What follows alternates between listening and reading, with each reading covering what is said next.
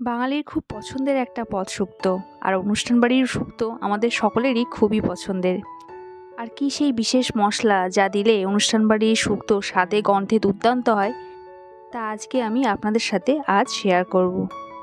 বেশ কিছু টিপস সহ আর খুবই সহজ প্রক্রিয়ায় আজকে এই ট্র্যাডিশনাল রেসিপি শুক্তো বানাবো। তাহলে চলুন শুরু করা যাক। শুক্তোর জন্য আমি এখানে 3টে রাঙালু, 200 গ্রাম সজনের ডাঁটা, একটা পেঁপের 1/3 ভাগ অংশ আর 2টো মাঝারি সাইজের কাঁচকলা নিয়েছি। আর সব সবজিগুলো এরকম লম্বা আকারে কেটে নিয়েছি। সঙ্গে 200 গ্রাম মতন উচ্ছে, 2টো মিডিয়াম সাইজের আলু আর একটা গোটা বেগুন নিয়েছি। এই সবজিগুলো আগের মতো লম্বা করে কেটে নিয়েছি। উচ্ছের বদলে এখানে করলাও ব্যবহার করতে পারেন। আর কোনো সবজি কিন্তু আমি শুক্তোতে ব্যবহার করব না। সবার প্রথমে অনুষ্ঠান বাড়ির সেই স্পেশাল মশলাটা তৈরি করে নেব। তার জন্য এখানে আমি 2 চামচ 5 ফোড়ন শুকনো খোলায় হালকা করে নেড়েচেড়ে ভেজে নেব। গ্যাসের ফ্লেমটা একদম লোতে রেখে 5 ফোড়নটা হালকা করে ভেজে নিতে হবে। আর এই ভাজা 5 ফোড়নগুলোই কিন্তু অনুষ্ঠান বাড়ির সেই স্পেশাল মশলা, যেটা দিলে শুক্তোর ফ্লেভারটা অনেকটা গুণ বাড়িয়ে দেয়। ভাজা হয়ে গেলে ঠান্ডা করে গুঁড়ো করে ঢাকা দিয়ে রেখে দিতে হবে।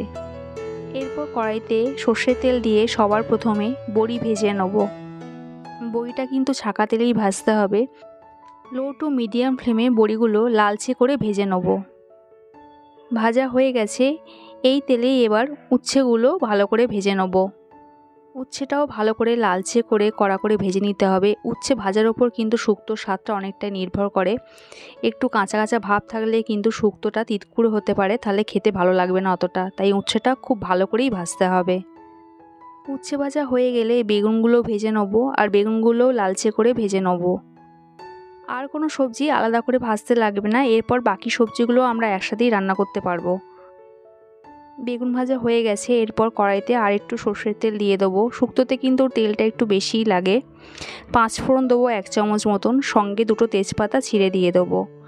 আর ফোড়ন থেকে সুন্দর গন্ধ বেরোলে সবার প্রথমে আলুটা দিয়ে দেবো। মিডিয়াম ফ্লেমে আলুটা 1.5 থেকে 2 মিনিট মতন ভেজে নেবো। আর একটু লালচে ভাজা হয়ে গেলেই বাকি সবজিগুলো এখানে দিয়ে দেবো, রাঙালু, পেঁপে আর সজনে ডাঁটাটা।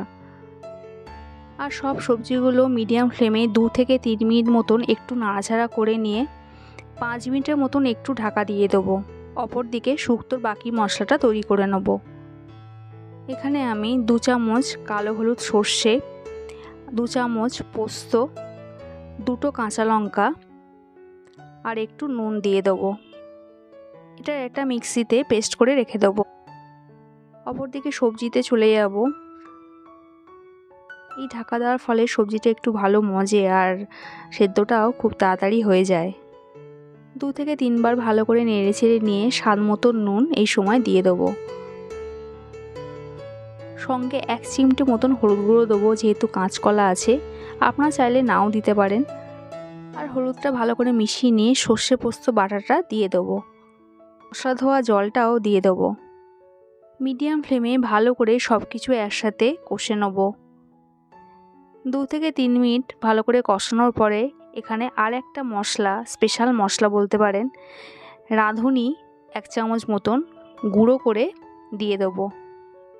গ্যাসের ফ্লেমটা এই সময় একদম লোতে রেখে এই মশলাটা সবজির সাথে ভালো করে নেড়েচেড়ে মিশিয়ে নেব।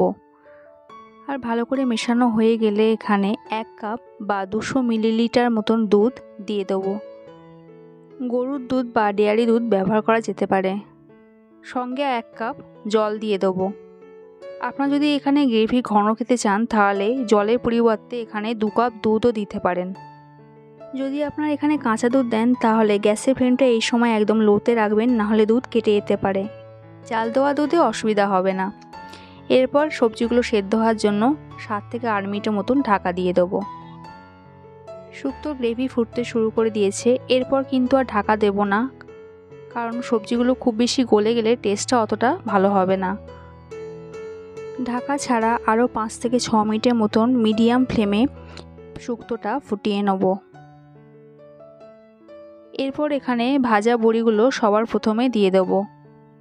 বড়ি সেদ্ধ হতে যদি দেরি লাগে, তাহলে দুধ দেওয়ার সঙ্গে সঙ্গেই কিন্তু ভাজা বড়িগুলো দিয়ে দেবেন।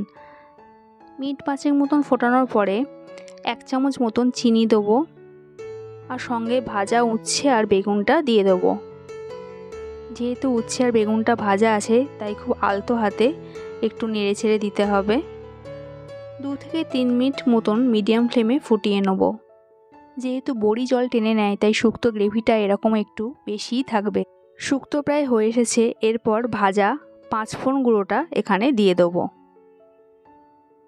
আর সঙ্গে 3 থেকে 4 টেবিল চামচ ঘি দিয়ে দেবো